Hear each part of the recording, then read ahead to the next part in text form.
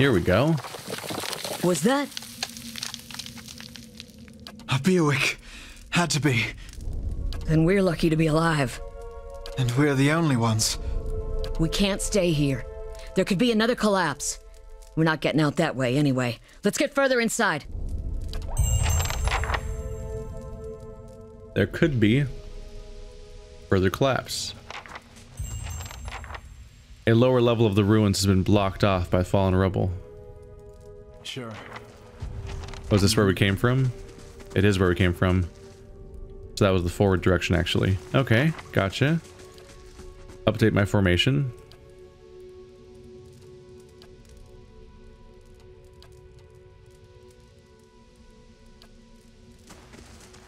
Let us be a little spread out, perhaps.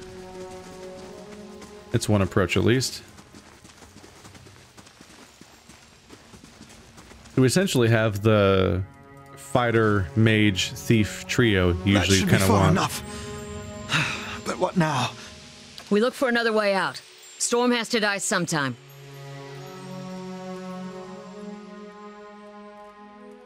You don't seem too upset by all this. Calisto looks you in the eye, a volatile current running beneath her voice. Maybe you just don't know me enough to know what upset looks like. And maybe I've seen worse, too. Seen worse and kept on walking, because there's nothing else to be done, and because there's other people you care about who still need you. What happened out there? Kaliska shakes her head. Windstorm, of a kind they only get in Ir Glanfath. Not too many people live through them, so it's hard to know what's true. The Glanfathan word is Beowick. To them, it's the gods' way of reaping the souls of the land that couldn't find their own way out. But they'll take a living soul as soon as a dead one. Still got yours? Who attacked us? Glanfathans. Those would be the hut dwellers Odema warned you about. Look to be Fangs of Galawain, who are the twitchiest of the lot. They go ruin to ruin looking for fights with colonists. Poor Odema. I think he half expected this once we lost the main road. The Glanfathan said we've trespassed in the ruins. I don't believe that. Odema would never allow it. But as much as the Fangs are hotheads, Glanfathans don't attack without being provoked. Either they saw something and got the wrong idea, or... She glances down the passage beyond. Or there's looters in here with us. That's not something we need right now. What about everyone else in our caravan? Kaliska's lips press together and her chin rumbles. Her voice is faint. The wheels got a hold of them now. God grants them better luck in their next life. Let's get going. Basically, at this point, even if they had survived the attack by feigning death or whatever, the storm would have taken them out by now. And they would be gone.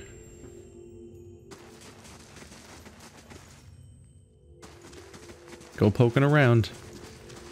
Chair is noisy today. We have a puzzle. The Eastern Reach is a dangerous place full of lurking enemies and carefully concealed secrets. Enable scouting mode to move stealthily and search for hidden objects like traps and secret doors. They'll never know I'm here. Those tiles look suspicious. Worth a look. Let's be careful.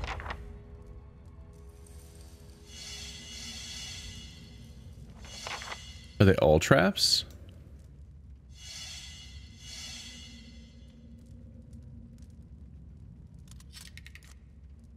Uh-huh.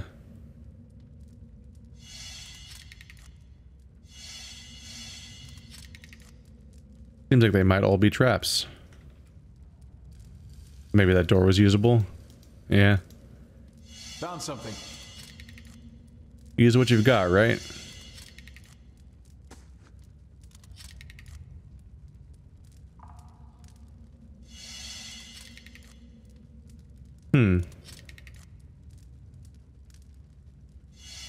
The difficulty does appear to be changing from trap to trap.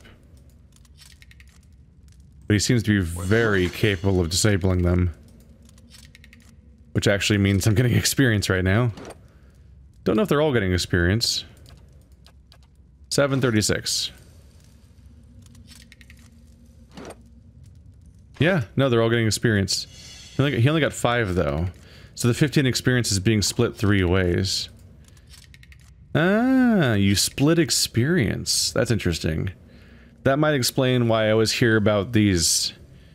I always hear about solo runs of various CRPGs and so on. The lone wolf runs. And if your experience is split, then you might be like astronomically high level if you played solo. That might explain why that's even possible. Do you feel that? There's a draft coming through that wall. I don't... What did you say? It's not listed here. Whatever he just said. Those are spiders. Gotcha. Man, scouting mode, is it a little time consuming? How about this door? What is that? Symbols. Just like the tiles. A symbol of a patterned circle is inscribed on this pillar. An unlit brazier sits at its base. It could be lit if you had the means. Oh, fire godlike can just do it themselves. Light the brazier? The flame kindle... flames kindle swiftly in the brazier, winding their way upwards. Neat! Quiet. Maybe that disables all of the trap elements that match that particular symbol. The mural must be ancient, yet the colors are still bright and vivid. It shows a procession of Engwithens from all the Kith races: Alma, Elf, Orlan, Dwarf, and Human. They walk among pillars similar to the ones that span this chamber, each one topped with a flame.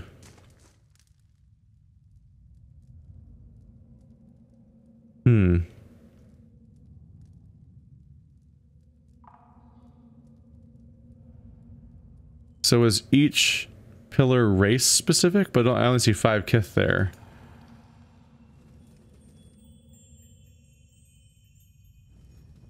Yeah. Gotta have them catching up to some extent, or they'll just be left behind. How can I help? Otherwise my rogue that wanders off in the distance is gonna get in trouble. If something actually starts to happen.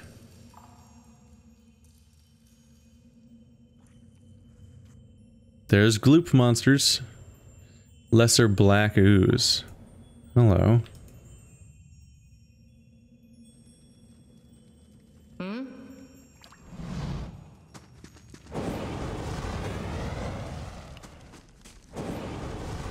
Is this a good thing or a bad thing to do? Let's find out the hard way.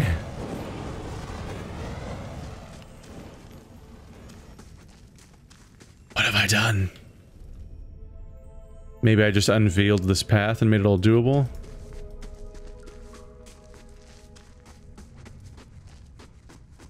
Curious about this weird wall that there's a walkway to. Just seems a little odd to me.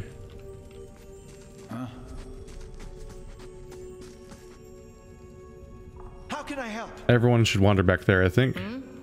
Let's have you go back up here. In scout mode. How can I help? Let's do double time, because scout mode is incredibly time consuming. I'm trying to poke about at my various options here.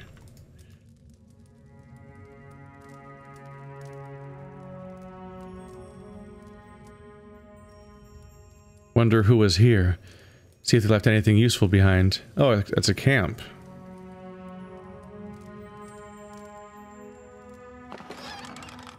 Ah, there's a torch if we didn't have one before.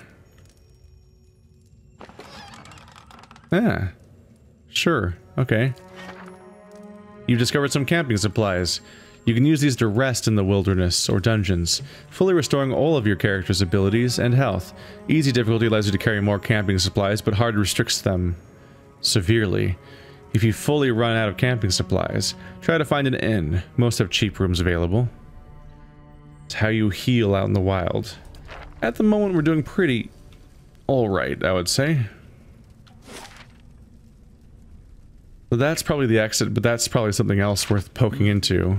And I think we're going to do so. Let's go fight some oozes,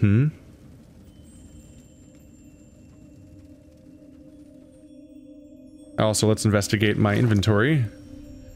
Yeah, you don't have a weapon at all right now. Kind of a problem. There's one-handed hatchets, torch, mace.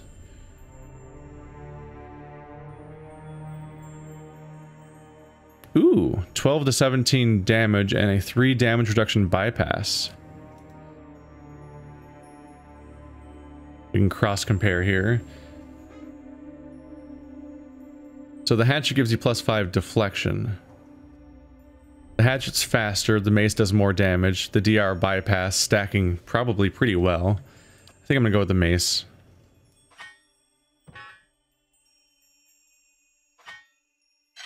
There we go. Don't know how I missed the first time.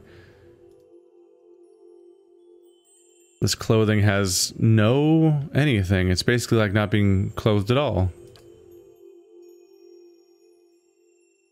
Am I even wearing this ring? I wasn't, was I? Whoops. Kind of skipped over that detail. 2 identical medium shields. Deflection, reduced accuracy.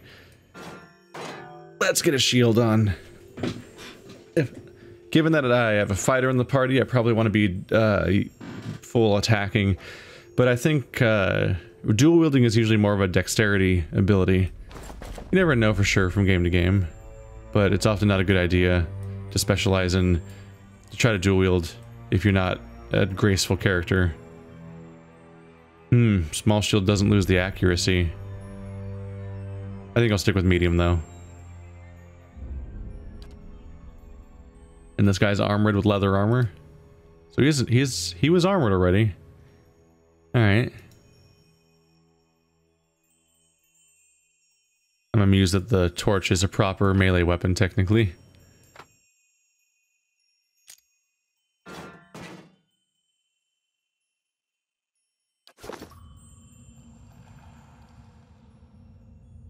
Alright, now we're all equipped for combat.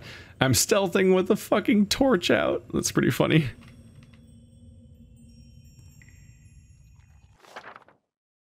Game paused. Scouting mode is used both for stealth and for fighting hidden objects like traps and secret containers. While scouting, your character selection circles will start to fill with yellow when a character is starting to detect them. Once the circle fills yellow, the character is suspicious and will move to investigate. Then, when it becomes red, they're discovered. Character's ability to find hidden objects is based on their mechanics skill. Oh. Mechanics, not perception or anything. Moving towards a character accelerates how quickly they detect you. If you actually touch the selection circle of a character with your own, you'll be immediately detected. There's a, yeah. Relatively standard-ish stealth mechanics. Okay, we're definitely detected at the moment. Let's all screw up some slimes, huh? This'll be fun. Wait. Stealth attack.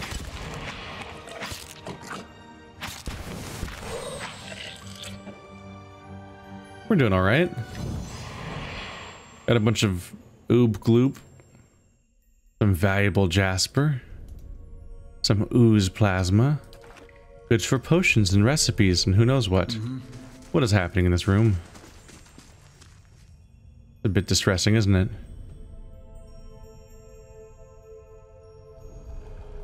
So she has taken health damage, but endurance soaks up the initial. As far as I can tell, I guess you don't have to you don't have to fully lose your endurance. You just lose a lot of the damage seems to be taken by your endurance first. They did not like that muck. They all reacted to it. What's that muck on the wall? A viscous slick of something dark and tar-like runs down this wall. The shapes and bulges in the ooze suggest that something lies beneath it, but you can't tell what. Take a look at some of it. Let's clear it off with a water skin. You rinse the ooze away, revealing an intricate relief of a man's face. The sunburst surrounding it has chipped away in places, but the details of his head, from the tight curls of hair to the ridges of his pointed ears, still showcase remarkable craftsmanship. One eye socket is empty. A gem fills the other. I've lost my water skin.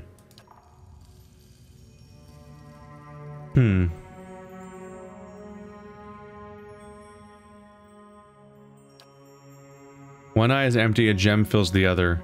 Well, I just got a gem. The Jasper. Where'd it go?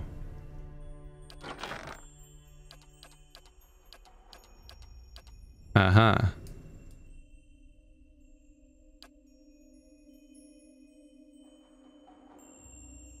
How do I get items out of my stash? How did I get in my stash? I didn't mean to put it in the stash.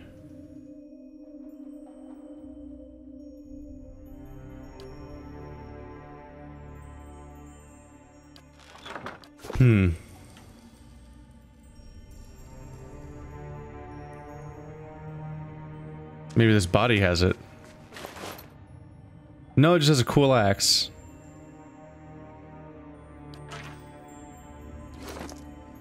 I think crafting materials automatically go in my stash because they're just not shown here. This is all equipment.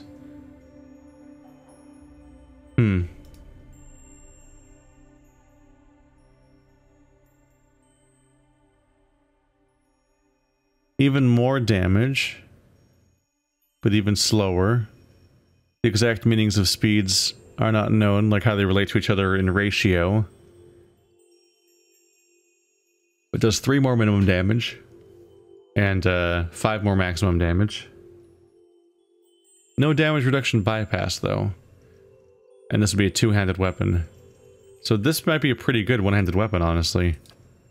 Might be best to stick with it for the moment.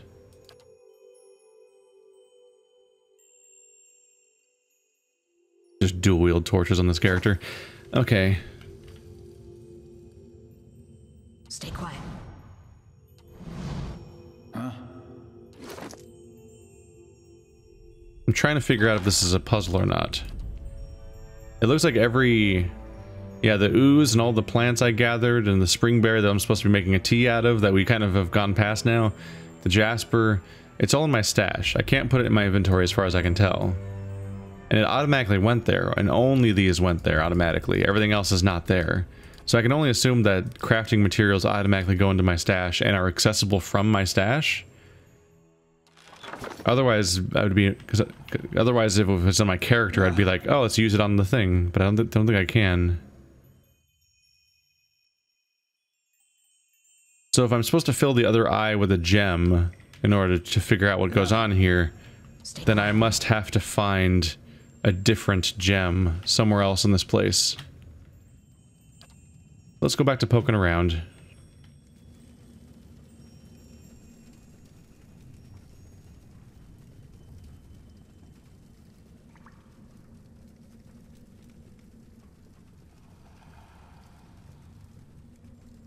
There's the flames.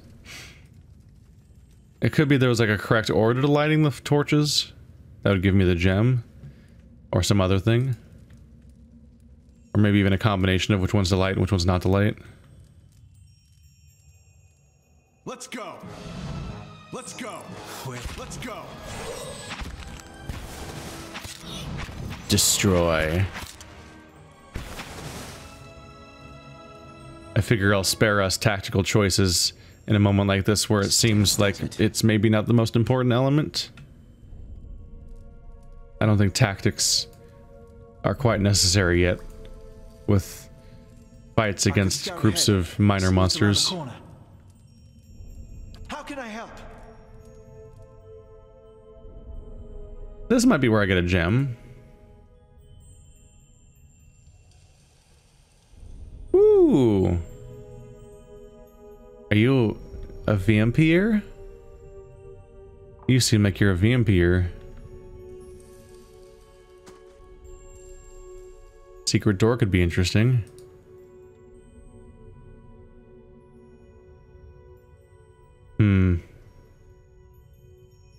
Yeah.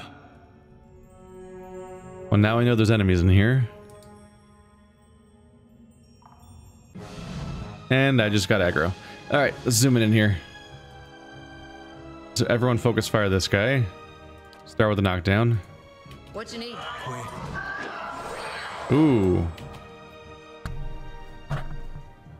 They both used Stunning Scream. 14 and 16 raw damage. They took big hits from that. That's not good.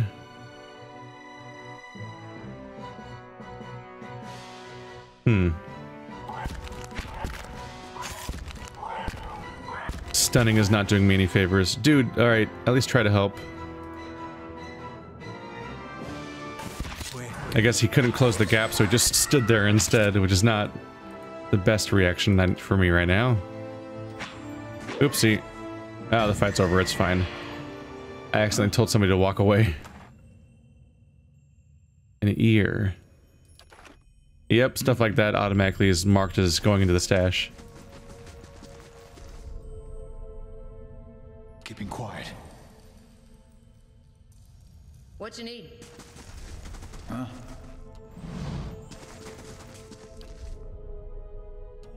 I'm trying to turn off fast mode. What's over here? A crack runs along this wall from floor to ceiling. A light gust of air passes through it. Weaken the wall? The hammer and chisel we found? You set to work. The cracks lengthen and widen with your efforts, but the process is more taxing than you'd expected. Sweat beads on your forehead and your muscles begin to ache. And let's keep going. There goes the hammer and chisel. After several long moments, you begin to see light on the other side. With one final tap, several tumble loose, clearing a gap just wide enough to pass through. Just wide enough to pass through. This thing's massive. Yeah. The entire wall went down. Oh.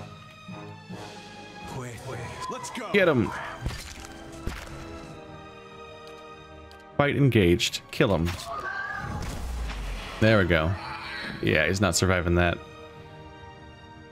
My poor main character, suffering all this endurance damage. There it goes. Yeah. Oh, can I make you take it?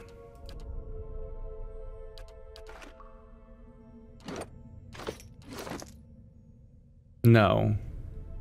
No. Even though I selected her, she still doesn't have the meat. So it does go automatically in the stash, which must mean that if it is ever useful, you can access it from the stash, because otherwise it'd never be accessible ever. If it can't be in your character's inventories.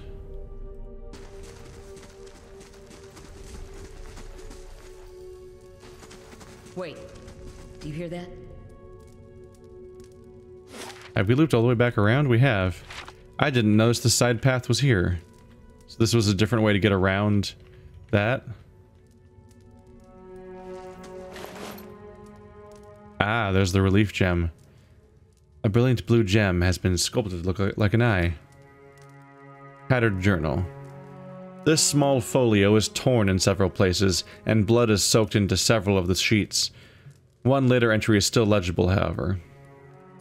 I can't believe my luck. A few rounds of dice, and I've got my hands on a genuine Engwithan artifact. Fellow who had it said it was pretty nothing as far as he's concerned. He's not willing to go digging in some ruins. But if he's right about this gem leading to a hidden treasure, then that's worth sneaking past a few painted elves. I'll head to Silent Lys in the morning. Then it's just a matter of finding this relief he's talking about. You got close, buddy, but everything's dangerous and scary here. Sorry. Bad luck for you. Yeah. Be quiet. Sour Nip? Who the hell?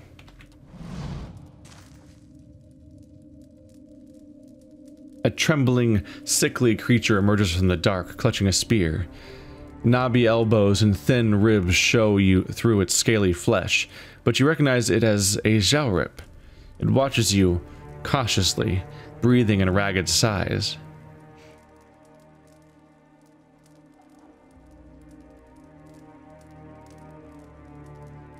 Is it basically a kobold? Let's use some adventure game logic. Let's try giving the meat to the creature. You produce a piece of skulder meat from your pack and toss it onto the floor. The Zalrup's nostrils flare at the scent of fresh meat, and its eyes dart between you and the food. It creeps toward the prize, shoving the spear into your grip and snatching the meat with both hands at the last moment. Its gullet quivers as it devours the flesh in noisy chomps. It gave me the spear? Huh. You wouldn't expect creatures smart enough to use weapons and clothes and so on to be so strange in their behavior. Where's my spear? One-handed. Ooh.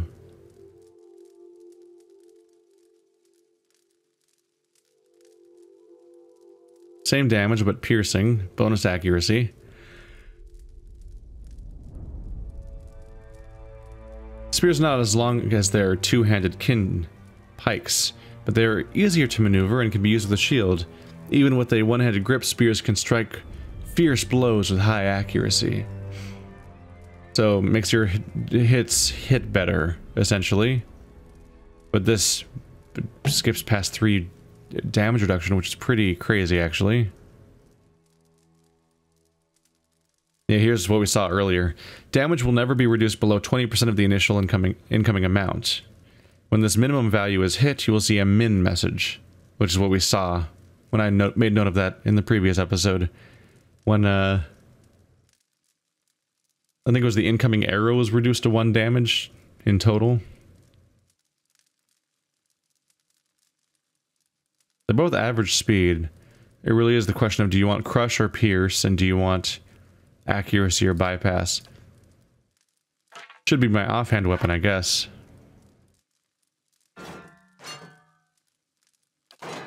Then I can switch between these whenever I fight a particular enemy that says that the damage is what they're currently strong against. Can I talk to him? The Zalrup continues to gnaw on knots of cartilage and tendon. There we go. Yep, that's totally why they gave me that item.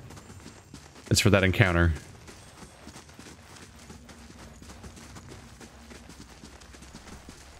That would have been brutal to do the other way around. I would have knocked down that wall only to have it, what's behind it, be a bunch of weird vampire creatures that definitely would be noticing me immediately because of the big noise I made. Be a pretty clear tell of what was coming. Oh yeah, like that one quest in Thronebreaker, come to think of it. Let's place the gem in its eye. The chamber begins to rumble. Stray rocks dancing across the tile floor. Finally, a large section of the wall gives way. Hello. Oh, hello. Everybody get it. Seems to just be the one. Can you even knock a slime prone? I'm not sure. Immune, yeah. They can take it, right? Oh yeah. Treasure. A bit. Right. Right? Hopefully.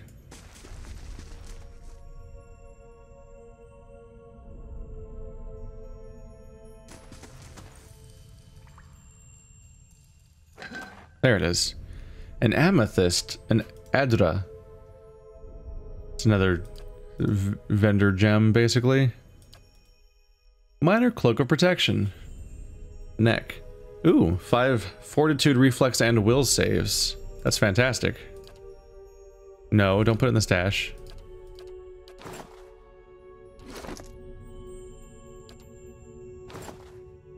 There we go.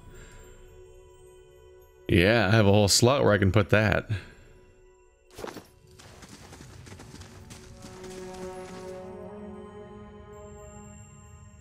And I suppose that's it. That's a reward. Pretty good. We're in the part of the game where any reward can be pretty good because most of our slots are straight up empty. and I did not elect to fill them when I had the chance. I don't expect stuff in the first vendor to be that worth it long term, but I could be wrong. Stay quiet. You know what I have not been doing is saving, so let's find the quick save button. Quick save is F5, as it often is. There we go. Just in case there's another big fight here at the what's presumably the end of the dungeon, I realize I should be saving periodically. That's a big old spider. Man, that's a giant spider and it's hungry. Those are like the two bad things. Thankfully, spiders don't have the effect on me that they have in real life when I see them. Video games, stuff like being freaked out by the ocean can be like accurately simulated by a video game, but the feeling of being in a room with a spider cannot be accurately simulated by a video game.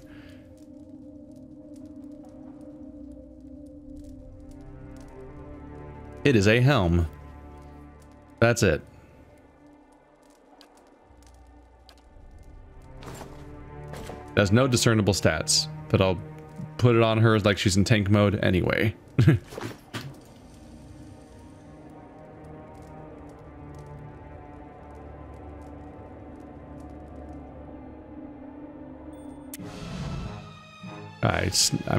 I'm too clumsy with the party management. I'm letting them approach too quickly each time.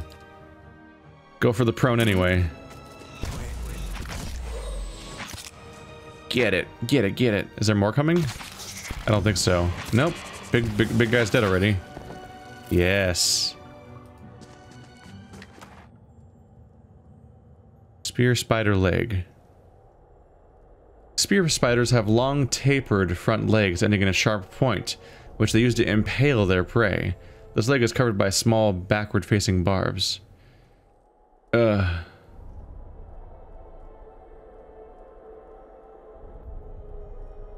Wait, that's not backwards facing.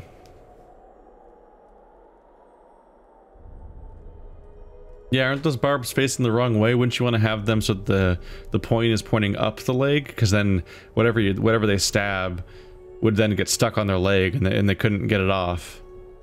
That's the way that spears normally fit. That's why barbs normally face that way.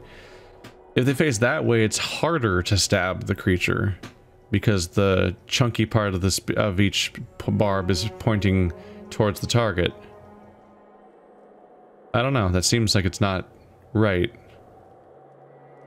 Anyway. We're loading up at the moment. I'm just grabbing every single item. We'll see if I get a reason not to at some point.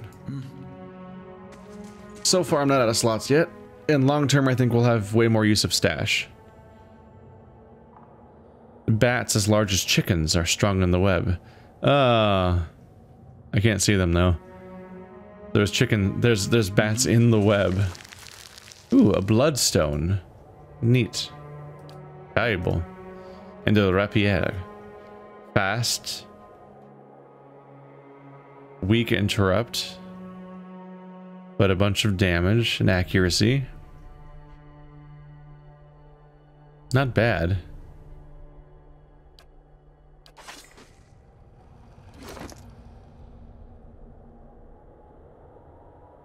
This is, oh, they do have estimated value. So hatchets, not very valuable. But armor, pretty valuable. Yeah. Weapons probably valuable, not that valuable. And all of the loot items are in my inventory, in my stash. Let's put the piglet in the stash. Right, I can put everything in the stash. All these excess items that we have way too many of. I don't actually have to be carrying around in this way. And this lore item right here, for example.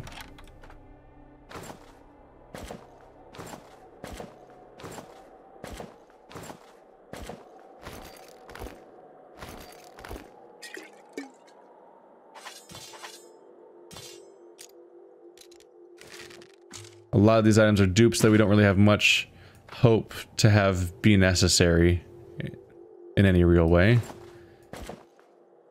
I don't usually need a bunch of different stacks of these items.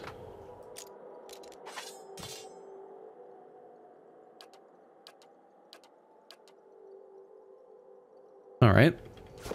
They'll never know I'm here. I keep pressing Alt. I think there's some loot game I've played where Alt is how you look at all the items, so I keep pressing that instead of Tab. My bad. And we've escaped, it would appear. And a pop-up has come over my screen. Go away. Stop it. No, that made the game minimize. There we go. Alright, back to it. It's always frustrating when a game decides to just go over your screen. Older robed man. 4 figures stand before an otherworldly apparatus, an ancient structure of chiseled adra and metallic veins, ominous and looming like a silent observer. Standing motionless in their midst is what appears to be a human body, colorless as stone, or ash. The other figures gaze upon it with what might be contemplation. From your vantage point, you are well obscured from their view. The figure closest to the machine stands out among them. A thick gray beard frames a face otherwise hidden beneath a metallic mask. His faded robes are embroidered with a runic language unlike anything you have ever seen, and he wears a strange black headdress with 2 protrusions that jut out like the wings of some malevolent creature. Oathbinder, bear witness, and see this man has kept his word true to his last breath, full to his blood's last drop. Guide his soul, queen that was, and regard it among your favored. Let his life by the key be his confession. Let his death by the key be his absolution. May he walk the world ever free of the crushing weight of the book. Your brother has done his part, and you have seen the power of his contribution. I will accept no further hesitation from the rest of you. In the sight of the queen that was, will you fulfill the oath? Will you take your place beside your brother in the endless esteem of her memory that is without flaw? Step forth and be assured of the great worth of your life's course.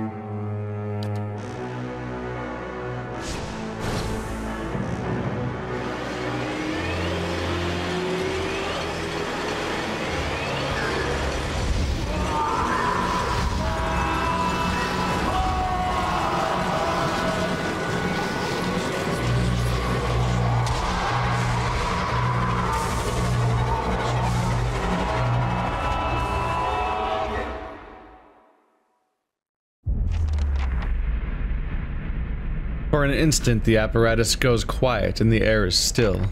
Then, all at once, it erupts with a concussive surge. Light floods your vision, and you are knocked to the ground. Your head snaps back as you land, and pain wells in the back of your skull, washing your last thoughts away into the black, unconscious void. You open your eyes to a different place. Another time. You stand in a circular room, grand and domed, its walls lined with adra and trimmed with copper. The style is ancient, but the chamber is unweathered. At the far end, a great pillar of adra pierces the floor from below, its shimmering texture giving the illusion of boundless depth. Encircling the pillar is an apparatus much like the one you have just seen, but immense and multifaceted and intertwined. Your thoughts are yours and not yours, and they seem to exist before you think them, and they are all questions, pressing questions, troubling questions, questions that must be answered or... At the base of the pillar now, you see a man with a thick gray beard and ceremonial robe, crowned with a strange ornamental headdress. You know this man. You are walking towards him now at a pace that is hurried, while trying not to appear so. You have something you want to ask him. One question above all, and the question spins madly in your mind.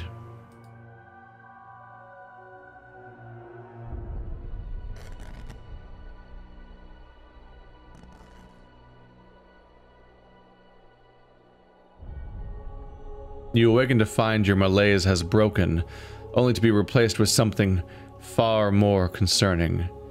Faint whispers are audible at the edge of your hearing, like a ringing in your ears that does not subside. Movement flits through your periphery, but when you turn to look, you can see no sign of whatever it was.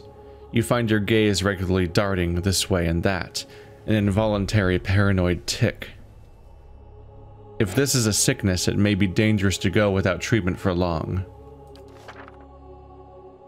The figures at the machine stand frozen in place, flesh and blood replaced by cinders and ash. The man who led them is nowhere to be seen. One of your characters has become fatigued. Theoden and Kaliska lie bloody on the uneven cobbles, their bodies twisted unnaturally in death.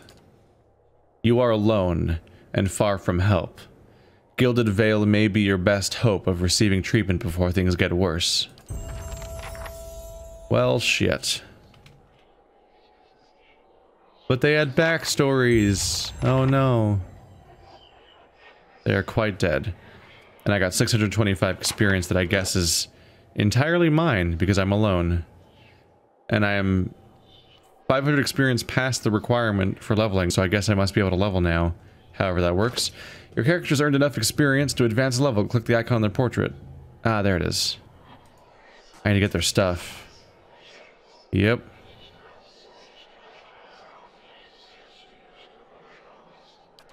Can't move now. Oh, I'd already covered both of them at once.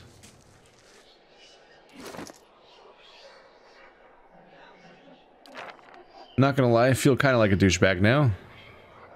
Whoa. Was I dressed like that before? No, I wasn't, was I? Wasn't I dressed like this or something? Did it auto-replace my armor with hide armor? Because it was, like, supposedly superior for this character?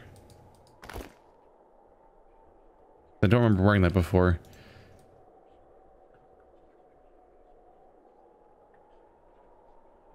Maybe the argument is that the reduced recovery speed is worth it. Definitely looks cooler. Like, holy shit, this character looks way cooler all of a sudden than he did before. Ah, beer gives you 1 DR.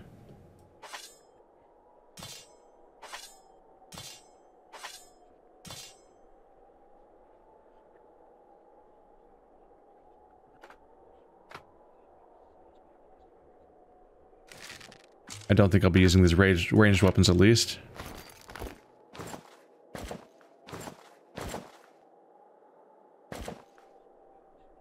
Do these even look different? They do. Oh yeah. That looks way cooler. Yeah, this one is not... does not have any stats. Though most Dyrwoodans originated in the Aedir Empire, Dyrwoodan clothing has changed a great deal since the initial waves of colonization. Dyrwoodans favor tough garments, often made from wool or deerskin. Due to the changing weather of the Eastern Reach, vests and other layers are common in Dyrwoodan daily outfits. I'm not... I can keep them in the inventory, you never know. I don't really expect to get a lot of use out of lockpicking items, though. We'll see. Maybe I can give it a good old try. Steady does it. So we are immediately alone once again. Oh, I actually went back in. I'm so sorry. Here comes loading screen. Come on, get me out of there. My bad. That was a mistake. Somewhat expected it to be more of an inspection option, more so than a place I could actually go. What's over here? More deer cap. Yep. Oh boy. So here come the visions.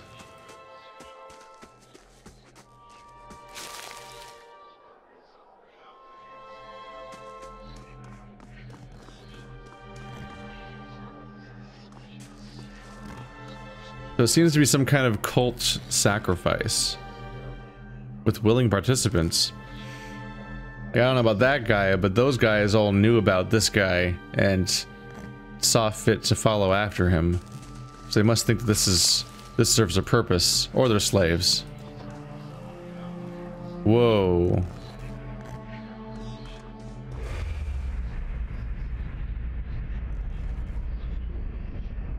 Somebody being burned at the stake.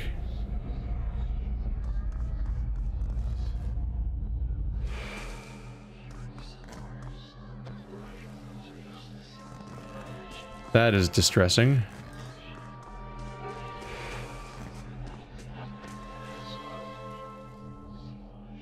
This massive structure is formed of stone, edge-run copper, and covered in strange glyphs. The air around it vibrates with an unusual energy.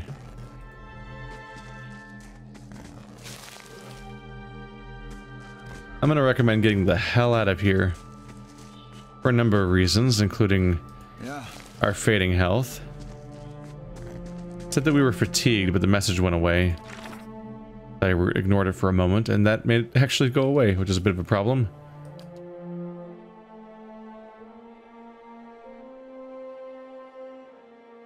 I need to seek help for my condition because I am now suffering from visions.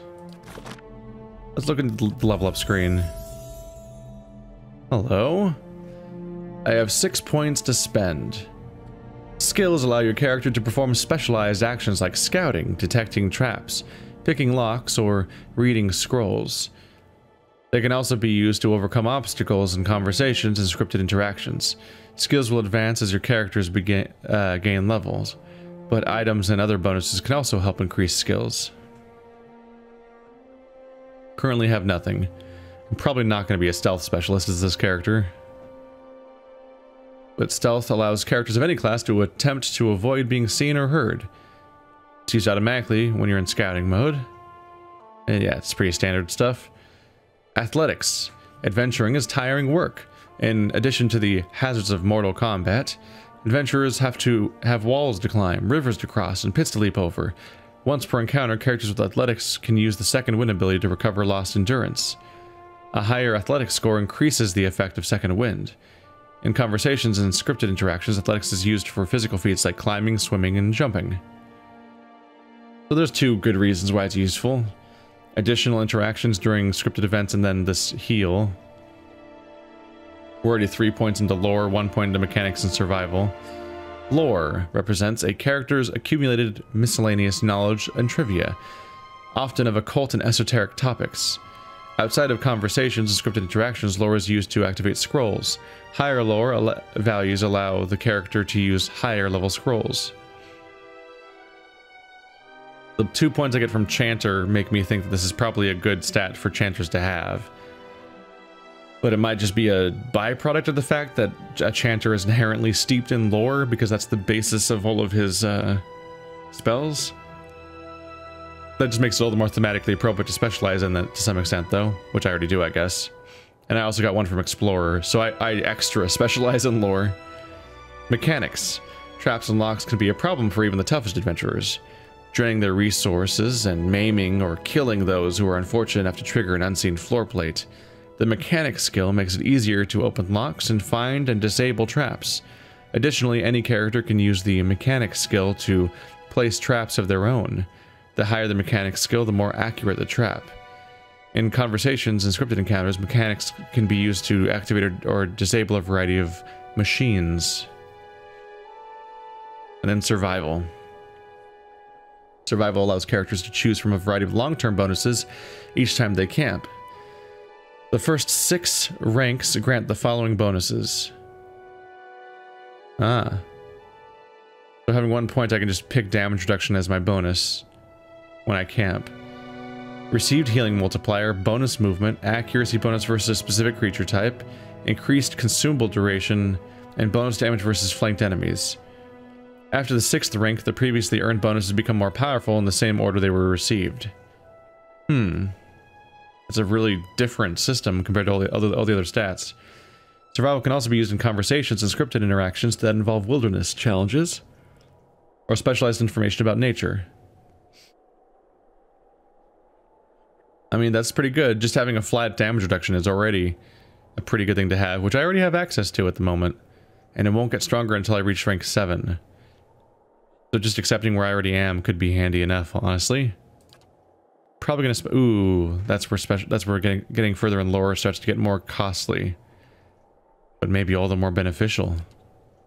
Oh god. So each additional point costs 1 more point. Ah, and that's always true. That will always be true. It's the fact that I have +1 and +3 overall makes it so that my current 6 points take me to 6 instead of the 3 that these other ones would be where I could reach. Okay. I'm already deep into lore. Flaunt that specialization. Let's do it. I get to pick a new invocation. Are any of these new, though?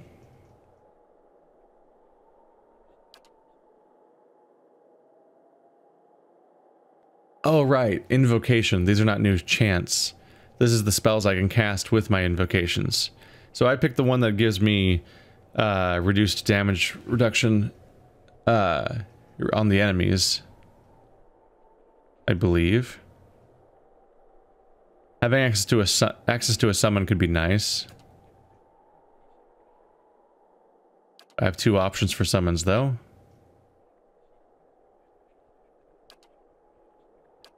This is the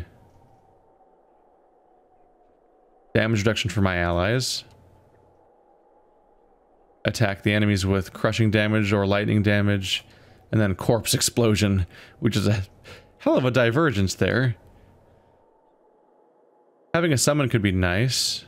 Phantom lasts 12 seconds. 3 skeletons last for 20 seconds. Curious how good the Phantom is. Let's try the Phantom.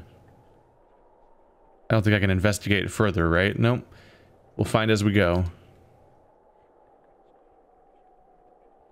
Hello. Talents. Talents can be used to customize your character beyond your class ability choices. Some talents modify existing abilities, but others add new abilities of their own. A subset of talents are class-specific, but most can be taken by characters of any class. Oh, there's so many. There are so many. Grants ancient memory. Is this chanter specific? Invokes a primal energy, causing allies within range to benefit from constant endurance regeneration while the caster is chanting.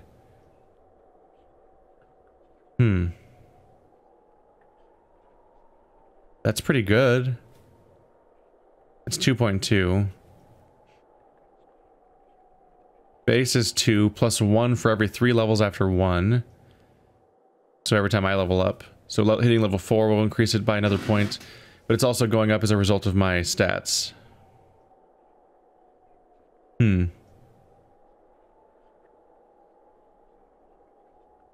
Re-explain talents.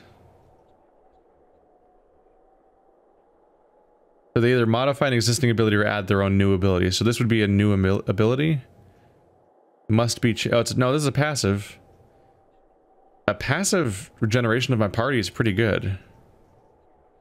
Acolyte's Radiance.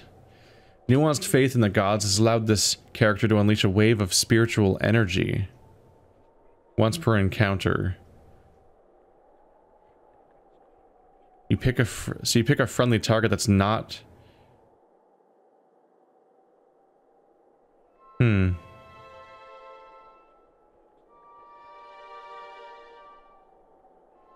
This is saying that you pick an enemy, you pick an ally that is 6.8 meters from me, and then they do an AoE. And if it's an enemy foe, I can give them a big ol' effect.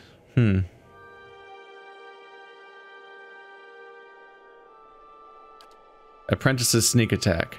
Allows the character to imitate the brutal, opportunistic strikes of a rogue's sneak attack, taking advantage of opponents when they're at their most vulnerable.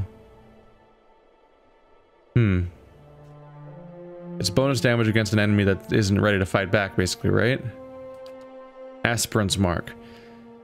Characters attune themselves to the natural world like a druid, and is able to focus its power on the enemy with the effects of Nature's Mark spell. Aspirant's Mark. So these are like variations of other characters' abilities. So this is just a marked target that makes people more likely to, yeah, less deflection, less reflex, so it makes them more likely to get hit. Enigma's Charm. With the power of a fledgling cipher, the character is able to temporarily charm an opponent. However, it takes time to contact the victim's psyche, meaning it cannot be used at the start of combat. So you have to be 5 seconds deep into the fight. You can do it once per fight to make somebody charmed for 10 seconds, which is probably friendly. They fight on behalf of the enemy at a reduced capacity. Yep. Wow. And all these different stats are reduced significantly. Gallant's Focus. The character's intense beliefs have manifested as an aura with the properties similar to a paladin's zealous focus. An aura that just gives everyone some accuracy.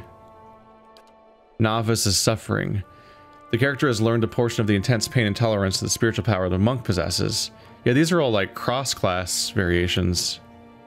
Except the top one, I think. I think the top one is just like, you want to be a more bardy than ever before? Novice's Suffering Passing. Unarmed attacks do increase damage. Yeah. It doesn't work on a druid shapeshift form. Which I don't have. Outlander's Frenzy. A barbarian's tremendous rage. Increasing attack speed, might, constitution while lowering deflection. Concealing the character's endurance and health. Once per encounter. Go into rage mode. Prestidigitator's Missiles. There's a wizard name with an obnoxiously wizard vocabulary. Characters learn how to duplicate the effects of one of the most popular spells of the Eastern Reach. Minoletta's Minor Missiles. It's magic missiles, right? Because the character does not use the grimoire as the wizard does, the effect is not quite as powerful. So basically, do you want to have weaker versions of other people's effects? Runner's Wounding Shot. Rangers learn where to strike an enemy to inflict debilitating wounds. This technique can be imitated by other characters as a weaker form of wounding shot. So hobble somebody for a bit. Veteran's Recovery. By adopting the strict discipline of a fighter, the character is able to pace themselves in combat, steadily regaining endurance over time. So 3.3 endurance per 3 seconds. But it's passive?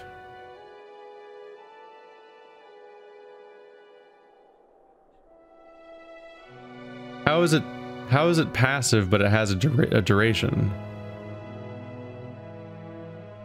That's confusing, isn't it? If it's passive, isn't it always active? But this says it has a duration. I feel like those... Huh. I guess I'll ignore that? I don't know. That's not what passive means to me.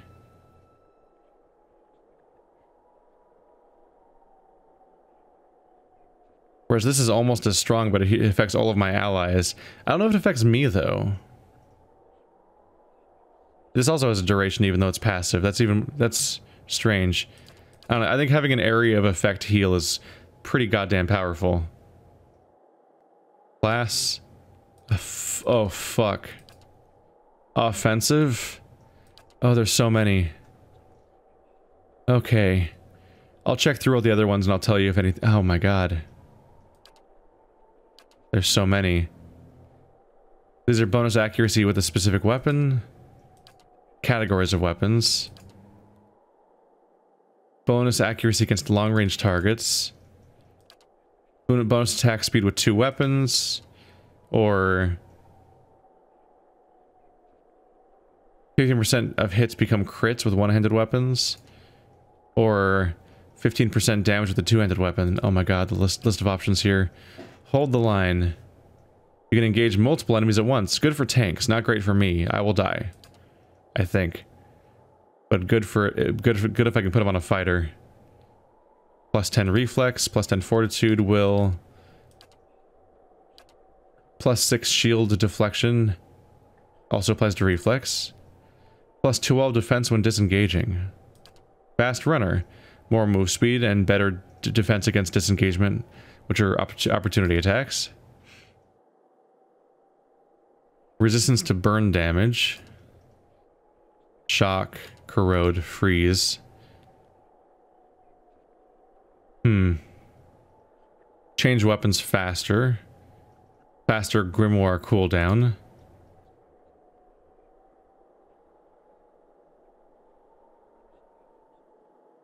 Heal somebody once per health.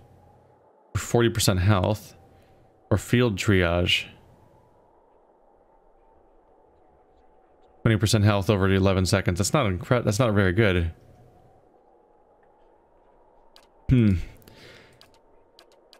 These are pure stats and could be very strong, but could be disappointing. These are more flashy, but aren't necessarily as useful.